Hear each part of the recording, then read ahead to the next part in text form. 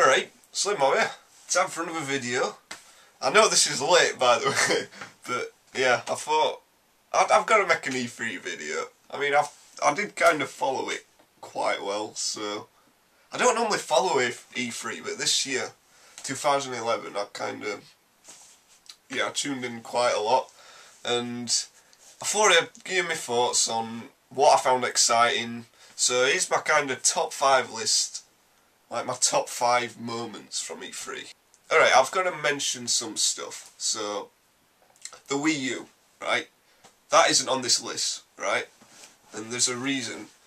Now, don't get me wrong, the Wii U looks really innovative. And, alright, when the Wii first came out, when they first announced the Wii, said it was motion controlled. At the time, I was a fucking fanboy. I was a Sony fanboy. So, I really put down the Wii, like, when it first came out. I was really harsh on it. But the Wii U, I'm at a point now, I just want great games. And the Wii U, to me, it's an incredible piece of hardware. Alright, just look at it, seriously, people. What it can actually do. The amount of variation. Just like that, the simple fact that you watch, alright, football's coming on, it's like, yeah, your dad or your brother's like, I want to watch footy. It's like, alright, pal.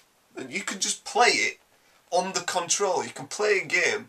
Instead of, like, say you're playing an RPG, right, you're in the middle of a dungeon, there's no way you're anywhere near a save point. It's like, oh, football starts in 2 minutes. It's like, alright, fine, I'll just carry it on here. That is amazing. Seriously, that in itself makes this a revolution. In the past, games have been for recluses, for people who are on their own, in their fucking bedroom. Right? This machine is saying that you can play these games anywhere. You can play them in a family home. I know the Wii's kind of brought families together, but this is like, you know what? You can play a game on your own, you can just do it on your controller, and it's just, that in itself is an innovation. And the fact that you got a lot of things from 3DS, like the cameras and the, I call it 6-axis, even though you know what I mean, the movement and all that, the, oh, what's it called, some augmentation, you know, all that, where you can catch the baseball, all stuff like that. It's a really good piece of kit, but for me, the reason it ain't on this list is because I'm curious about third-party companies. I know, like, Batman Arkham City is going to be on it. Third-party developers, they're going to have to implement those innovations. In order to make it's going to have to be a different experience for me. The Wii U. That's the only way I'll probably buy it, if it offers a different kind of experience to the PS3 or 360. Because at the moment, the Wii, it does offer a different experience, but the games aren't hardcore. There ain't enough hardcore titles, besides the ones by Nintendo. There are not really any hardcore titles on Wii. With the Wii U, it needs some strong third-party support, and some innovative third-party support. And that'd be the only way I kind of support it. But yeah, other things like Elder Scrolls 5, I think it is, Skyrim. I didn't like Oblivion, so I don't give a shit about new Elder Scrolls. The only thing about that game is it uses a new graphics engine, and this graphics engine, I assume, will be used in the next Fallout. So, and it looks good. The new graphics engine looks good. So that's the only thing that excites me about it. If you like that sort of thing, fair enough. It's not for me. That's just me. So yeah, stuff like that. There's some games, my point is, there's some highly anticipated games. They're not my thing. The chances are they're not my thing. But this is for me, alright. So onto the list. Sorry, I've been kind of rambling. But yeah, onto the list. Got me brandy again. But yeah, so what's number 5? Number 5 is Halo Anniversary. I knew about this. They kind of leaked this, didn't they, a few months ago, that they were remaking Halo. But my god, they showed the trailer, I watched the interviews. It's everything. I would love it if all HD collections or all HD remakes were like this. The Halo Anniversary, it's a new graphics engine, completely updated graphics, completely updated sounds. There's 2 game modes. They've created a new game engine that's literally exactly the same as Halo 1, as the same game that you grew up with. And apparently there's 2 game modes. This is what they've promised. There's a classic mode and a remix mode. The classic mode is the exact same game. Halo Combat Evolved, but with better graphics and better sound. And the remix mode is, I imagine it'll be like Reach. Like, it should have been a gameplay where people were doing those stealth kills and they were using energy sword. So I imagine it'll be like new weapons, like with skulls. I imagine there might be Forge. Could you imagine that? Like, if they put Forge on. Oh. Halo 1, in terms of campaign, it had an exceptional campaign. It revolutionised first-person shooters on console. So to me, to play that again, not just in HD, but completely revamped, it's going to be like Resident Evil Remake. I've got a feeling. And I'm really excited for it. So yeah, that's why it's my number 5. You know me, I'm a huge Halo fan. Yeah, so bring it on, people. So yeah, number 4, you've sensing a bit of a pattern here. The Metal Gear Solid HD collection. Sorry, I know it's another HD collection, but this is me, this is what makes me excited. After Mass Effect 2 and Final Fantasy VII, I'd say that Metal Gear Solid 2 is probably my favourite game. It just, at the time it came out, it was so... You know that speech at end when Solid Snake gives that speech at end and it shows Statue of Liberty? It's just so beautiful. It's beautiful. And I cannot wait to play them all again. It turns out, apparently what they're doing, what you get Metal Gear Solid 2, Metal Gear Solid 3, and the PSP one, Peace Walker. There's 3 games I would say would have been worth buying a PSP for. The first one is Metal Gear Solid Peace Walker. The second one is Persona 3 Portable. The third one's God of War Ghost of Sparta. Well, it turns out they're making a God of War prequel collection. So you get Chains of Olympus and Ghost of Sparta. Plus this HD collection for Metal Gear Solid is having Peace Walker. So that turns out there's only one game, in my opinion, worth buying a PSP for, and that's Persona 3 Portable. Because the other 2 games, they're on PS3. And this one, the great thing about this Metal Gear one, it's on fucking Xbox as well. How fucking good's that? I mean, I'll buy a PS3 version because I've got Peace Walker on PSP, and apparently you can transfer your data over.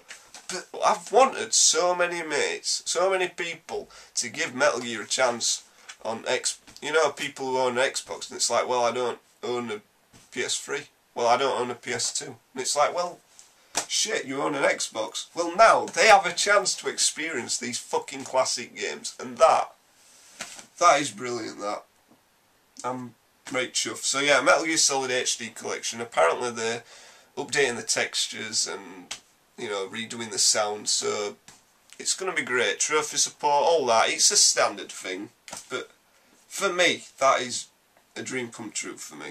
So yeah, thank you so much, Kojima. That's brilliant. Alright, number 3. Alright, this is a weird one. Luigi's Mansion 2 for 3DS. Now, alright, I only briefly played Luigi's Mansion on GameCube. It was, I think, a release game.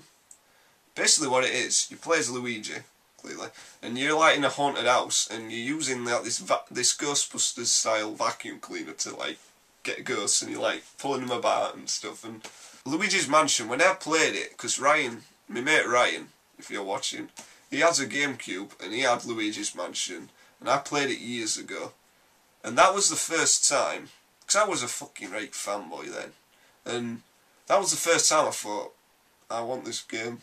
I know it's not on PlayStation, but I want this game. And that was the first time I ever doubted my loyalty to a company. It's on 3DS, so I think they're gonna do a great thing with 3D, you know, with flashlights and things like that. Street Fighter, that's the only 3DS game I've got at the moment, and that actually works really well in 3D. So you look in the screen, it looks as though you got like action figures in the screen. Well, this, I think this will have a similar effect where it look like you're looking into a doll's house. It's the only game that's said to me, that's given me an excuse to play my 3DS. I haven't really played it that much. I've played a hell of a lot of DS games, but nothing on 3DS. It's had a really weak launch, 3DS. And the fact that they delayed the eShop as well and all that, and that didn't even work properly. It took me so many attempts to actually update, you know, for eShop. Ridiculous. But yeah, Luigi's Mansion 2, it's given me a great excuse to play my 3DS again. And I don't know why, that's the thing. I'm just excited for it, I don't know why. It's just... it just looks like a really fun idea. And it's great that they brought that back after so long. I think that's one of the things as well. Because I think it was 2002, Luigi's Mansion. Probably before, if it's a launch title. Probably 2001. So it's great that they're bringing that back. And yeah, it's really exciting. So number 2. Yeah, it's got to be Uncharted 3.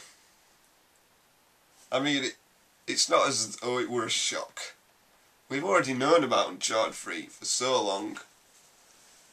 But, fucking hell. The thing about Uncharted 3, I went into E3 and I thought, you know what, it's going to be like Uncharted 2. It's not going to be a huge improvement. I can't, because Uncharted 2 is a damn near perfect experience. You know, when you play, like, in terms of pacing, weapons are balanced and things like that. The online's really good. It's very different. I remember when I first played it online, I thought, there's no way they're going to be able to have all that jumping about on an online map. But they pulled it off really well, and it's a really different kind of online experience, and that's why it succeeds. Well, Uncharted 3, I thought basically they're going to add more multiplayer maps, have the same kind of campaign, you know what I mean, same kind of single player. Then they showed the tech demo, the boat gameplay, and it starts off, he's like on this ship, like Drake, and it looks fine. It's like, yeah, it's Uncharted 2 stuff. You're like going around like using stealth, like stealth kills, and then it shows there's a bit where there's like the boat's sinking. My fucking god. Apart from my number 1, that was the first jaw-dropping moment I had at E3, and I have no idea how, but Uncharted 3, it's pushing the fucking PS3 to its limits. Naughty Dog understand the PlayStation 3 hardware more than anyone else. I mean, if you look, the amount of detail, those graphics, there's still some of the best graphics like on the market. Until Battlefield 3 comes out. I've never seen graphics like that, but Uncharted has some of the best graphics, like, on a console, easily. How they can somehow create that much detail, just in the animations, like, one thing that's always impressed with me Uncharted is the fact that, you know, when Nathan Drake runs about, he reacts to absolutely everything that's around him. I've always loved that. I think that's why old survival horrors, parts of why they succeed. You know, like Resident Evil. Like, your characters will always look... If you look at Resident Evil, even the first one, the characters always look at the bodies and the zombies and everything. They're always checking stuff out, so it's like, whoa, what they're looking at. You know what I mean? It puts you on edge. Well, this, Uncharted's the same. Like, when they showed the fire, you know, in the burning house, like, Drake was, like, reacting to all the fire. Like, there was some fire beside him, and when he ran past it, he'd be like, you know, he'd actually react to it as he's going past. And this is the same with water, and you know, when ship's slanting, because it slants more and more, and you can see him like trying to balance and stuff, and I have no idea how they do it, and the way they seamlessly integrate that with a cutscene and quick time events, it's just the best. Uncharted 3 is going to be the game of the year. Either that or Batman Arkham City, but I'm not sure. So, or Catherine, for me. But we'll see. I think Uncharted 3 will be game of the year. It's an interactive experience, not just as a game, but as an experience in general. It's some of the best you'll ever find. But yeah, anyway, what's my number one? Alright, this might be a surprise. No, I don't know. PlayStation Vita. The new handheld. The NGP. PSV, I'm going to call it. That's what everyone's going to call it. The PSV. So yeah, the PSV, right? Alright, the reason this really impressed me. For one, alright, going back to my number two, it has an Uncharted game on it. And it looks as though it plays very similar. Now, one thing I've always wanted with any handheld is 2 analog sticks. They have put 2 analog sticks on. What do I love about the DS, the touchscreen? They've not put 1 touchscreen, but 2. You can have 1 at the front and 1 at the back. They were showing this game, it was like a tech demo kind of, where by using the back screen, you were kind of, I forgot what it were, you were creating scenery, so you're like moving the environment using the back screen, things like that. Plus it has 6 axes. So like driving games, it's like, yeah, you know, all that shit. There's a microphone, fucking camera. It's basically got, they've took shit from Nintendo again. That's the thing. It's got that augmented reality thing. That's what it's called. Yeah, they got the augmented reality, and the hardware itself. It looks as though it's nearly as powerful as a PS3. We'll have to see about that. I use my PSP all the time. I mean, what do you call it? Like Dissidia, I've done 280 hours on that game. Leveled everyone up. This close to beating Desperado Chaos. I use my PSP all the time on train as an MP3 player. This new console looks like it's a lot more versatile from what you can do. And like, they showed Little Big Planet. This was really exciting actually. I mean, Little Big Planet. The reason I don't create levels on Little Big Planet is because it's really bad interface. If you could plug in a keyboard and mouse for Little Big Planet, that'd make it a lot easier to create stuff. This game, like, you know when you want to create a shape, fucking draw it on touchpad. That's all you do. It's just so easy. It looks so easy to use, and the graphics look as good as Little Big Planet as well, like the PS3 version. And apparently it can use all the levels from the PS3 version. Like, a lot of stuff will be imported and things, but it looks literally to be the definitive version of the game on a fucking handheld with the same graphics, it's just the same quality, but on an handheld, but with a better interface. And just for the like the Wii U, there's so much potential for PlayStation Vita. They were for PSP, to be fair, but it was a matter of third-party support again. But with this one, it's got an Uncharted game already on it, and it's already got a Wipeout game. Apparently you can go online against people on Wipeout HD on PlayStation 3, and that is just sensational. It's kind of like with Portal 2, you know, with Steam and PlayStation Network. When they showed PlayStation Vita, I kind of thought, shit, why not just wait for this? Why did I buy a fucking 3DS? Sorry, I know 3DS has got potential, but as a fun device, I think PlayStation Vita looks better. Just 2 analog sticks. I mean, I'm really skeptic about buying Snake Eater on 3DS just because there's 1 analog stick. Because I know it'll use fucking subsistence. Like, you know, free camera. It'll use that free camera. That's what broke portable apps, because you couldn't move camera properly. And I hope they don't go back to them old controls. They're going to have to reinvent the controls. 2 analog sticks makes such a difference. It's just, for a modern gamer needs 2 analog sticks. Games these days require 2 analog sticks. So, to me, PlayStation Vita has a lot more potential than 3DS. 3DS is just kind of a DS, but with 3D. Come on, let's be honest, it is. Whereas PlayStation Vita, it looks like it's genuinely advancing. Like, you know, handhelds. So, as long as it gets third-party support, it really excited me. As long as it gets third-party support, I'll be happy. So, yeah. There we go, that's my thoughts. There's some stuff obviously, which made me excited. Batman Arkham City, that obviously made me excited. I'm a huge fan of the first one. Sonic Generations, I've made a video about that before. That's made me really excited. They showed some new gameplay in, what do you call it, City Escape from Sonic Adventure 2. I haven't played the game, so I don't know, but the level design looked cool. The old truck chasing you, that looked really good. It looks like a really good game.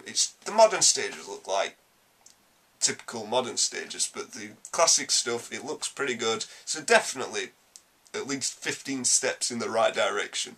Like, you go on like Sonic Retro, you get these fans saying, it's a step in the right direction. It's not, it's about 10,000 steps further than that. It's brilliant. Thank you for going back to it. Bioshock Infinite, that looks good. The only thing that's holding me back on that, the first two Bioshocks were great. I just don't like that style of storytelling, you know, with the, what do you call it, with the radios. That's always put me off. So that's what's holding me back on that. Everything else looks fucking amazing. The gameplay is going to be great.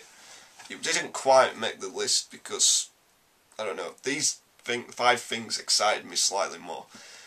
Mass Effect 3, that should have been in it, no. Mass Effect 3, it's what I expected. What they showed at E3. They showed fucking soldier gameplay. Why? Oh, but everyone's a soldier when they play it. I were an infiltrator, so I didn't have my assault rifle. Fuck assault rifle. That game is not that good when you're a soldier. I'm sorry, but it's not a shooter, Mass Effect. It's about fucking, go on, overload, warp. That's what you do. Overload, pull, warp. That's what you do. It's all about that. And all that with Kinect. That's stupid, that. You could use an headset. What came out? Do you think if, what was that Tom Clancy game that came out? You know that one with planes where it were all voice commands? Could you imagine if that came out this year, they'd have said, well, it's only available for Kinect. Well, you know what? Fuck off. End War it was called, wasn't it? Something like that. Why ain't it on an headset, that? Why can't us PS3 users use an headset and say, Miranda, fucking warp that bastard? Why can't we do that? That'd be very good. But yeah. Point is, it's been great. Assassin's Creed Revelations. Yep, it looked good. It's Assassin's Creed though, it's the same stuff I've come to expect. So, it didn't really show me anything new. I felt it were more underwhelming than Brotherhood. So, yeah, it was good, fair enough. One thing I were close putting on the list was Tomb Raider. Because that looks, until I saw Uncharted 3, but Tomb Raider to me, it looks like they've took a lot of lessons off Naughty Dog from Uncharted. So that, I think that's going to be a good game. And they've got another year to develop it, so yeah, I'm really looking forward to Tomb Raider. The only thing they need to do is tone down Lara Croft's voice. Because she's going, oh, I'm really cold, and she just talks constantly. I know Nate talks, but he's cool though. She's just moaning and stuff, but I know it's supposed to be gritty, but when it's got some kind of voice acting, it kind of takes away from it. But yeah, they're my top 5. E3 were good this year, I enjoyed it. You don't watch conferences, just watch trailers and gameplay and stuff. I never watch conferences, they're always full of shit. And Sony apologising and stuff like that. But, you know, there you go. Yeah, E3 were good this year. Let me know what you think. This is SlimmBob. Thanks for watching. Oh, one of these days. And goodbye.